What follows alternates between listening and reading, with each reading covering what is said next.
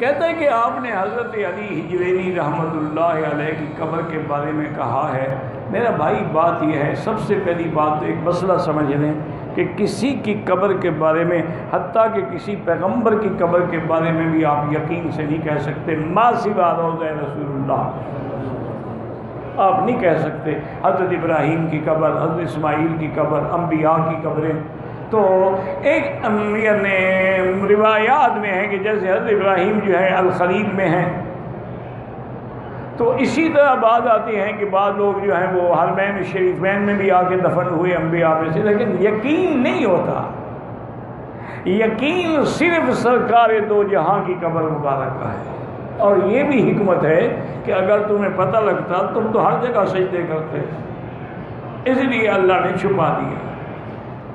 تو حضرت علی حجویری کی قبر کے بارے میں مجھے صرف اتنا تصدیق ہے کہ حضرت مولانا احمد علی لاہوری رحمۃ اللہ علیہ ایک بہت بڑے عالم بھی تھے، مفسر بھی تھے، محدث بھی تھے، اور صاحب کشف بزرگوں میں بھی تھے۔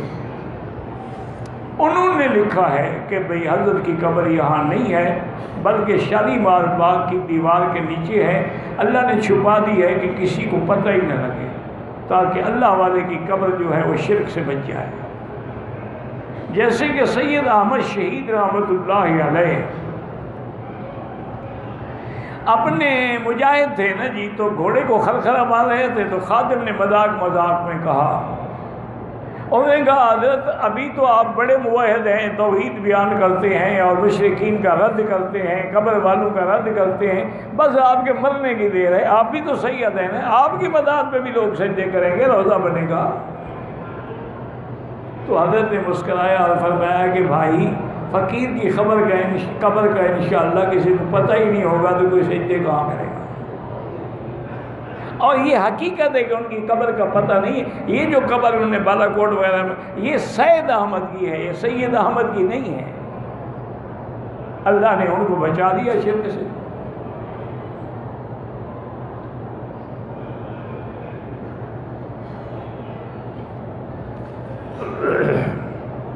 پہلی چیز یہ ہے کہ قبر کے تلاش کرنے کی ضرورت ہی نہیں، آپ نے ان کے لیے دعا کرنی ہے، دعائیں کریں، آپ نے ان کے لیے پڑھ کے کچھ بخشنا ہے، بخشتے رہیں، ضروری نہیں قبر کہیں بھی ہو۔ اگر قبر کا پتہ ہو تو کیا ثواب تم اندر ہاتھ ڈال کے پہنچاتے ہو؟ کیا خیال ہے آپ؟ وہ بھی تو اللہ پہنچاتے ہیں نا، تو یہاں سے بھی پہنچاتے ہیں۔